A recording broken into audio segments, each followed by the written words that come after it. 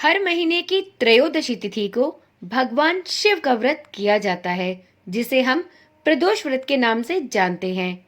आज शुक्रवार है और शुक्रवार को पड़ने वाले प्रदोष व्रत को शुक्र प्रदोष व्रत के नाम से जाना जाता है। इसे भृगुवारा प्रदोष व्रत भी कहा जाता है। जीवन में सौभाग्य की वृद्धि हेतु यह प्रदोष व्रत किया जाता है।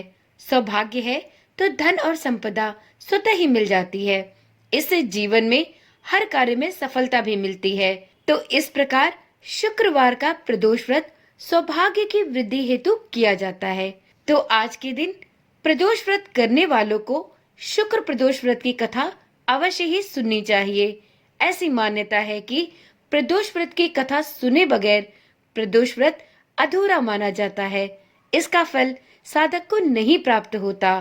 तो यदि आप भी प्रदोष व्रत रखते हैं तो आज के दिन शुक्र प्रदोष व्रत की कथा अवश्य सुने। ओम नमः शिवाय। जय श्री कृष्णा। आप सभी का सनातन धर्मसार चैनल पर बहुत बहुत स्वागत है। तो चलिए देर न करते हुए शुक्र प्रदोष व्रत की कथा को प्रारंभ करते हैं। शुक्र प्रदोष व्रत की कथा के अनुसार एक नगर में 3 मित्र रहते थे, जिनमें से एक राजकुमार था, दूसरा ब्राह्मण कुमार था और तीसरा धनिक पुत्र था। राजकुमार और ब्राह्मण कुमार दोनों विवाहित थे, लेकिन धनिक पुत्र अविवाहित था।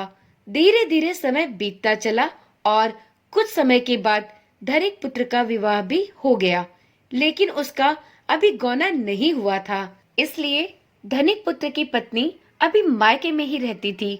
एक दिन तीनों दोस्त साथ में बैठकर अपनी स्त्रियों के विषय में चर्चा कर रहे थे, जिस पर ब्राह्मण कुमार ने स्त्रियों की प्रशंसा करते हुए कहा कि नारीहीन घर तो भूतों का डेरा होता है। धनिक पुत्र ने जैसे ही ये बात सुनी तो उसे तुरंत ही अपनी पत्नी का विचार आया और उसने यह निर्णय लिया कि अब वह अपनी पत्नी को मायके से विदा करा के अपने घर ले आएगा। धनिक पुत्र को उसके माता पिता ने बहुत समझाया कि अभी शुक्र देवता डूबे हुए हैं। इस समय बहु बेटियों को उनके घर से विदा करवा कर लाना अशुभ होता है, लेकिन धनिक पुत्र अब कहाँ सुनने वाला था। उसने किसी की बात नहीं सुनी और वह तुरंत ही अपने ससुराल पहुंच गया। धनिक पुत्र को इस प्रकार अचानक से ससुराल पहुंचने पर ससुराल वालों ने भी उसे बहुत समझाने का प्रयास किया, परंतु वह जबरदस्ती अपनी पत्नी को विदा कराने की जिद पर अड़ा रहा। विदाई कराने के बाद दोनों पति पत्नी शहर से निकले ही थे कि उनकी बैलगाड़ी का पहिया निकल गया और बैल की टांग भी टूट गई, जिससे दोनों को बहुत चोट लगी, लेकिन फिर भी वे आगे चलते रहे। अभी कुछ ही दूरी पर पहुंचे थे कि उन्हें कुछ डाकुओं का सामना करना पड़ा। डाकुओं ने उनके सारे पैसे और जेवरात लूट लिए। सारा सामान लुटाकर दुखी मन से जैसे ही दोनों घर पहुंचे तो धनिक पुत्र को एक सांप ने डस लिया। उसके पिता ने वैद्य को बुलाया तो वैद्य ने बताया कि इसकी 3 दिन में ही मृत्यु हो जाएगी।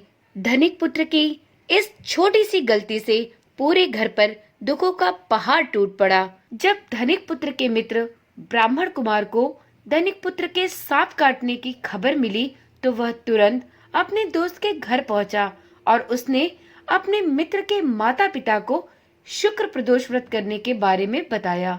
उसने बताया कि इसे पत्नी सहित वापस ससुराल भेज दे। धनिक पुत्र के माता पिता ने उस ब्राह्मण कुमार की बात मानकर अपने पुत्र और पुत्र वधू को ससुराल पहुंचा दिया। वहां जाकर धनिक पुत्र की पत्नी ने अपने सौभाग्य की रक्षा हेतु प्रदोष व्रत को प्रारंभ कर दिया। इस प्रकार धनिक पुत्र की पत्नी ने शुक्र प्रदोष व्रत करके अपने पति के दीर्घायु होने और स्वयं को सौभाग्यवती होने का आशीर्वाद प्रभु भोलेनाथ से प्राप्त किया और इसके फलस्वरूप उसके पति की हालत अब धीरे धीरे सुधरने लगी। इस प्रकार शुक्र प्रदोष के महात्म से उसके सभी संकट दूर हुए, क्योंकि शुक्र प्रदोष व्रत सौभाग्य की वृद्धि करने वाला होता है।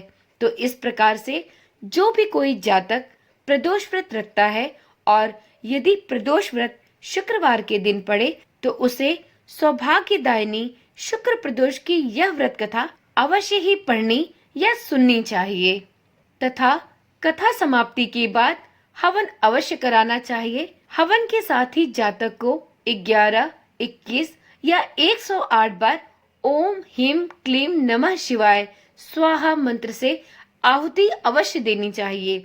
इसके बाद शिव जी की आरती तथा प्रसाद वितरित करना चाहिए। इसके बाद ही साधक को पारण करना चाहिए। कहा जाता है कि शुक्रवार का प्रदोष व्रत सौभाग्य वृद्धि करता है, साथ में दाम्पत्य जीवन में भी सुख समृद्धि भर देता है। यही कारण है कि प्रदोष व्रत यदि शुक्रवार के दिन पड़े तो इस व्रत का एक विशेष महत्व होता है। तो शुक्रवार के दिन पड़ने वाले इस प्रदोष व्रत से सुख समृद्धि की प्राप्ति होती है और प्रत्येक जातक को शुक्र प्रदोष व्रत के दिन शुक्र प्रदोष की यह व्रत कथा अवश्य ही पढ़नी और सुननी चाहिए। तो एक बार प्रेम से बोलिए ओम नमः शिवाय। सभी सुहागिन महिलाओं को अपने पति की दीर्घायु और अपने सौभाग्य की वृद्धि हेतु यह प्रदोष व्रत अवश्य ही रखना चाहिए और साथ में उस दिन के प्रदोष व्रत की कथा भी अवश्य सुननी चाहिए। तो आज की वीडियो में इतना ही। फिर मिलते हैं एक नई वीडियो, एक नई जानकारी के साथ।